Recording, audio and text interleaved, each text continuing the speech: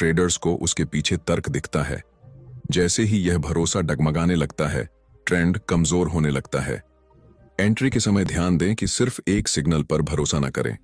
Price action, support resistance और volume के combination को समझें।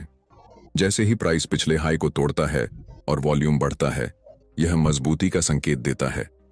लेकिन अगर वॉल्यूम कमजोर है तो यह एक फर्जी मूव भी हो सकता है। यहां प्रैक्टिस और ऑब्जर्वेशन आपकी सबसे बड़ी ताकत है।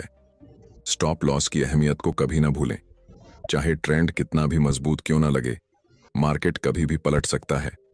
स्टॉप लॉस आपकी पूंजी की सुरक्षा का ताला है।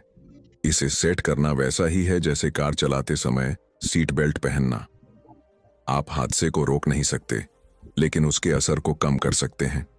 जब आप ट्रेंड में चल रहे हों तो पोजीशन साइजिंग पर भी ध्यान दें। हर ट्रेड में पूरी कैपिटल झोंक देना सबसे बड़ा जोखिम है। बेहतर है कि आप छोटे हिस्सों में एंट्री लें, ताकि अगर मार्केट उलट जाए तो नुकसान सीमित रहे। यह आदत न सिर्फ आपके पैसे को बचाएगी, बल्कि आपके मानसिक संतुलन को भी बनाए रखेगी। एक और महत्वपूर्ण बात है धैर्य। ट्रेडिंग में यह आपकी सबसे बड़ी पूंजी है। कई बार सही सेटअप सामने होते हुए भी प्राइस उस दिशा में नहीं बढ़ता जिसकी आप उम्मीद कर रहे थे।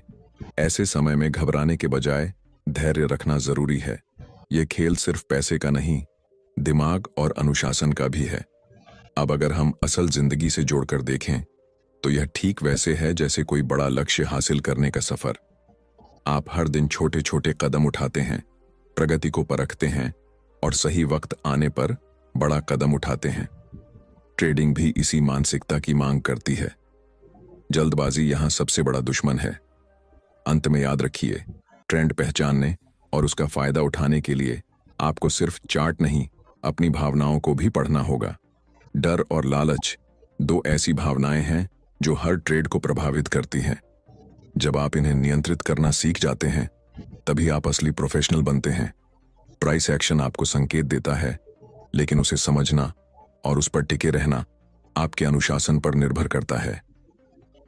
अध्याय 3।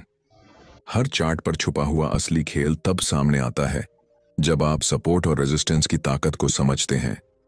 यही वे अदृश्य दीवारें हैं जो प्राइस को ऊपर उठने या नीचे गिरने से रोकती हैं। अगर आप इन्हें सही से पहचान लें तो आपको वही बढ़त मिलती है जो बड़े ट्रेडर्स को सालों के अनुभव से मिलती है।